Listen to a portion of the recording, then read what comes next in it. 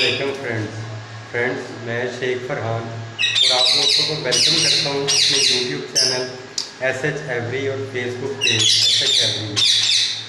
Friends, आज इस video में आपको बताने वाला हूँ कि हम लोग जो है ब्रीडिंग सीज़न की तैयारी के तौर पे किस तरह जो है अपने बर्ड्स को कौन सा दाना दे सकते हैं और उस दाने का क्या बेनिफिट होगा हमारे बर्ड्स को, और कौन सा दाना ऐसा है कि जो हमने अपने बर्ड्स को बहुत कम देना है या बिल्कुल ही देना बंद कर देना है।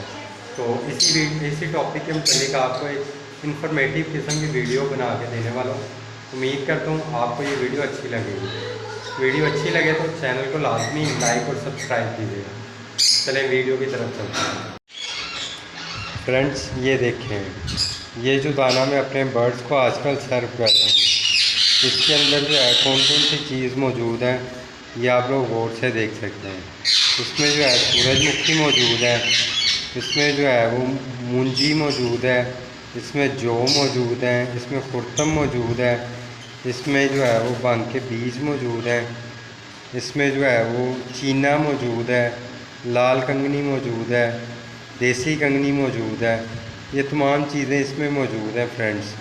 फ्रेंड्स, इसमें हर वो चीज़ मौजूद है जो कि मैं सर्दियों के सीज़न में डालता हूँ, लेकिन इसमें सिर्फ एक चीज़ की तब्दीली की है जो कि मैं डालना बंद की हुई है, वो है कनेरी। चूँकि अक्सर दोस्त जानते होंगे कि वो एक ऑयली सीड है और वैसे भी आजकल पाकिस्तान में बहुत ज़्यादा महंगा है।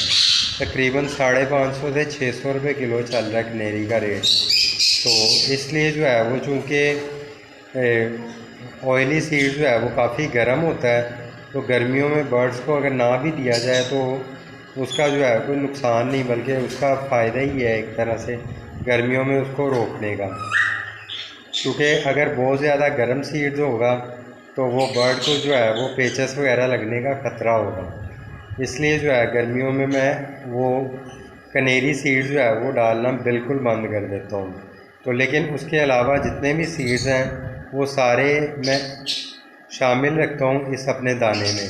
हाँ, इसमें एक और चीज़ का मैं ख्याल करता हूँ कि जैसे कि सूरजमुखी जो है वो अगर जो है वो पहले मैं 4 किलो डालता था, तो अब मैंने उसकी मिक़दार कम करके जो है वो 2 किलो कर दिया। और जैसे खुर्तम जो है पहले अगर 3 किलो डालता था तो अब उसकी मिक़दार 1.5 किलो कर दी है। इस तरह इसकी मिक़दार जो है मैंने काफ़ी हद तक कम कर दी है जो ऑयली सीड्स है।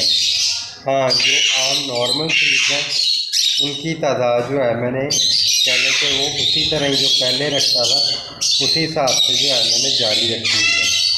इसकी एक जो तस्वीर वगैरह है वो आप दोस्तों को बना के मैं लिखे हुए दाने की वो भी साथ अटैच कर देता हूँ। आप उसको देख के अगर सेम वो दाना बनाना चाहें तो आप बड़े आराम से जो है उसको फॉलो कर सकते हैं।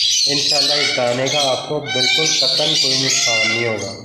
अगर आप इसको ब्रीडिंग सीज़न में भी स्टार्ट रखना चाहो तो आप बेफिक्र होकर स्टार्ट रख सकते हैं।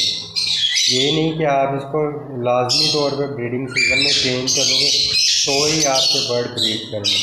आज यही दाना ब्रीडिंग सीज़न में अपने लव बर्ड को, अपने रिंगनेक को, दोनों को दे सकते हो और माशाल्लाह इसका आपको बड़ा बेहतरीन रिजल्ट मिलेगा। तो उम्मीद करता हूँ आपको ये वीडियो अच्छी लगी होगी। शुक्रिया। अल्लाह हाफ़िज़।